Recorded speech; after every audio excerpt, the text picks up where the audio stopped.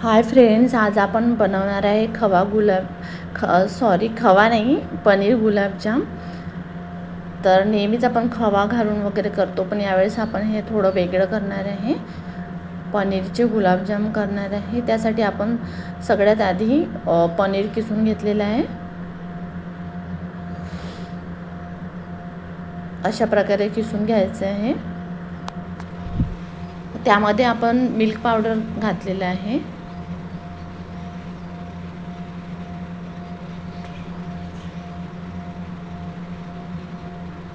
Milk powder 1 चम्मच, थोडा बारीक रवा घातला आहे आणि 2 चम्मच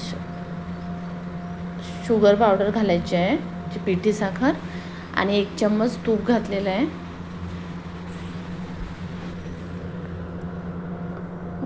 1 पिंच सोडा पण घालायचा आहे आणि अशा प्रकारे मिक्स करून घ्यायचं आहे।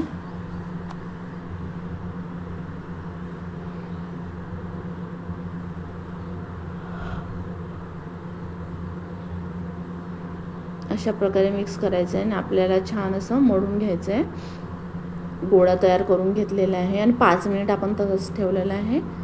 त्यानंतर आपण पाक तयार करून घेऊया गुलाबजामुनसाठी।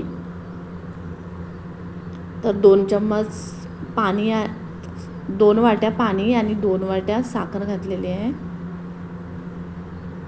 आणि थोडंसं विलायची घातलेली आहे। आता आपण पाक होईपर्यंत गोळे तयार करून घेऊया।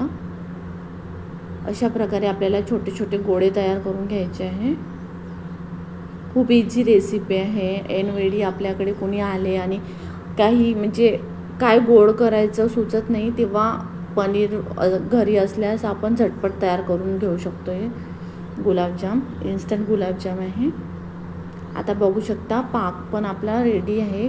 खूप असं घट्ट नाही होऊ द्यायचं पाक, एकतरी पण नाही, ते थोडंसं स्टिकी झालं की बंद करायचं आहे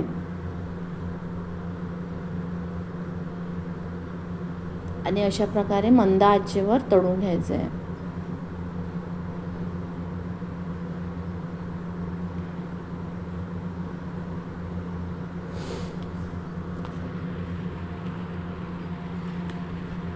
छान सोनेरी रंग येईपर्यंत तळून घ्यायचं आहे।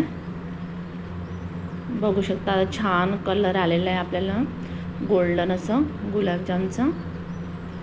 काढून घेऊया।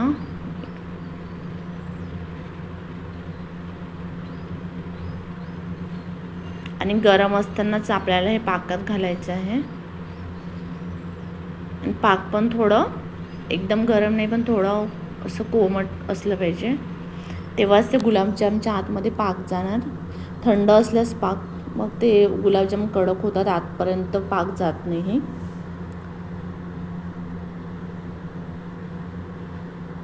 अशा प्रकारे 1 तास आपण झाकून ठेवलं होतं।